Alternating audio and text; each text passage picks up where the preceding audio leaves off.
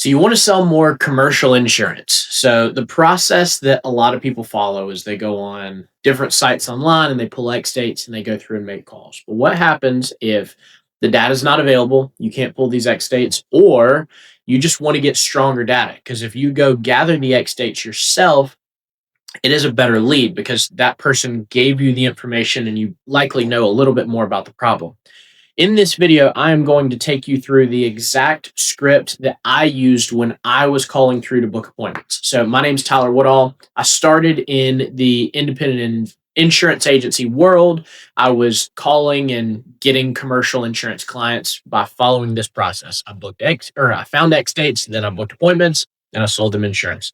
Eventually, I went out on my own, started an agency, built it, grew it, sold it, and have been helping agency owners around the country ever since. We have helped hundreds of agencies to staff virtual assistants, improve their back office work, and scale their agencies. And in this video, I'm going to give you my exact X dating script, and I'll tell you a little bit about how I started this script. So at first, I had no clue. My agency didn't really have anything for me. They just said, call and ask when people renew their insurance. So you can see this stack of books behind me.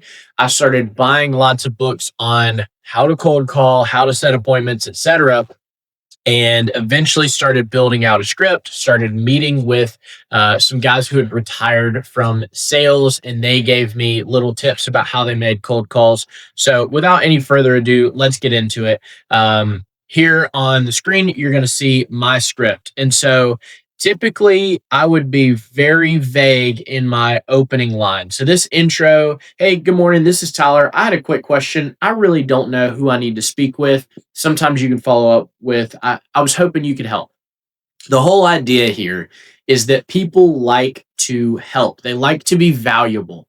And they're working for a business. So this receptionist, that's their job. Their job is to help you and help whoever is calling into the company. So I would kind of use that in my favor. So typically let them answer here, and then I would go into my actual pitch. So if we're measuring, a dial is when you first dial the person, contact is when I get to say this piece, and then pitch is when I get to pitch what I want. And so as soon as they say something, yeah, this is Angie, how can I help you? Hey, Angie, like I said, my name's Tyler. I wanted to see if you happen to know when your commercial insurance renews each year.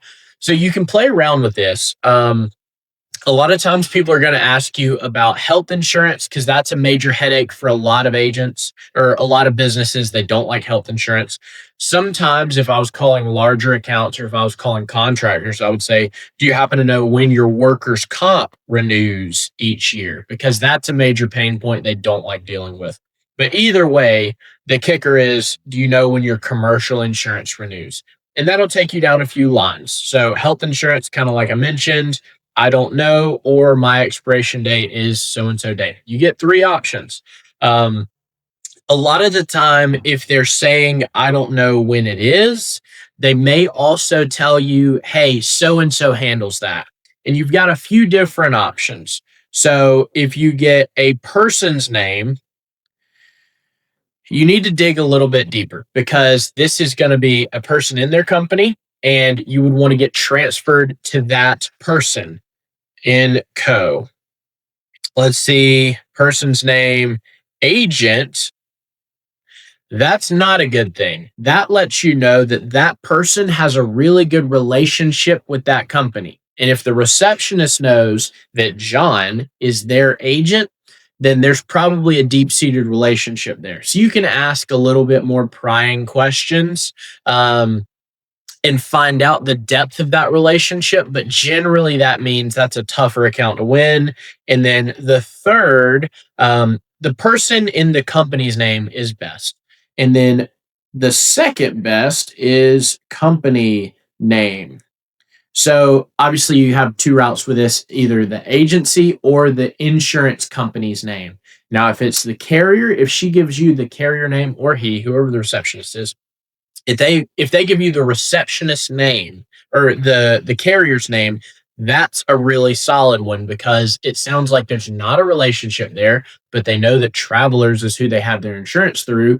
You can potentially say, "Oh, well, we work with Travelers. They're really great. We have some other options that have been really great lately.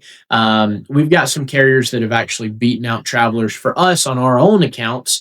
Would it be all right for me to just come by and drop off a business card one day and just see if there's any way I can help?" Just continuing down that road is the most ideal way to do it.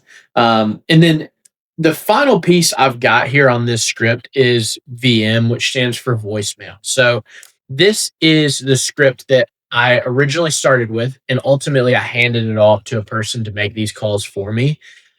Typically, I wasn't getting anything from voicemails, but I figured you're already on the line. Let's see if we can't get something. So my agency name was the Win Agency.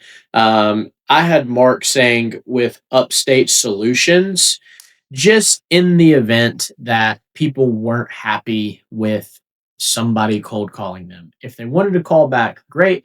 If not, I didn't want them getting peeved whenever I dropped by and left them a business card. So that was my slick little way to try and have to leave a voicemail, maximize the opportunity without offending anybody. So that's the basics of the script. Um, Kind of like I mentioned, it is just trying to spray and pray with people here. It is a volume game. And so your whole goal is to try and have valuable, worthwhile conversations with as many people as possible. You do not need an in-depth script. You're just trying to find out when they renew their insurance. And so what I would do when I was calling through getting X states is I had a long spreadsheet and I would go down one by one. I wasn't using a dialer. I was just using my cell phone or an office phone. And I was calling these people, immediately hang up, dial the next one. And I would call through 150 businesses at a time. So typically, if you're dialing 30 businesses an hour, I would dial for 5 hours that day. So it was a long day of dialing. Now, sometimes you're not going to reach the person if it's a contractor, what have you. And so you may can get through that list even faster. But typically, your actual conversations are going to go for 1.5 to 2 minutes. And so that kind of gives you some math. So I would spend a full day and just dial through these lists. And you're going to be pretty tired afterwards. If you have a lot of worthwhile conversations, it is draining because you have to get your energy levels up to actually have a conversation with this person. So I know some people talk about tonality. Sometimes you want your tone to go down and you want to sound less excited and less assuming on the conversation because it's just your commercial insurance. It's very low key. You can handle that whichever way you'd want. I typically didn't change mine a whole lot, and don't overthink it. Again, take this script. It's very simple and just start making dials. If you have any questions or if you need any help, reach out to my team. We'd love to be able to help you. But I hope this helps you go get a lot of X dates, go set some appointments, and write some business. We'll see you in the next video.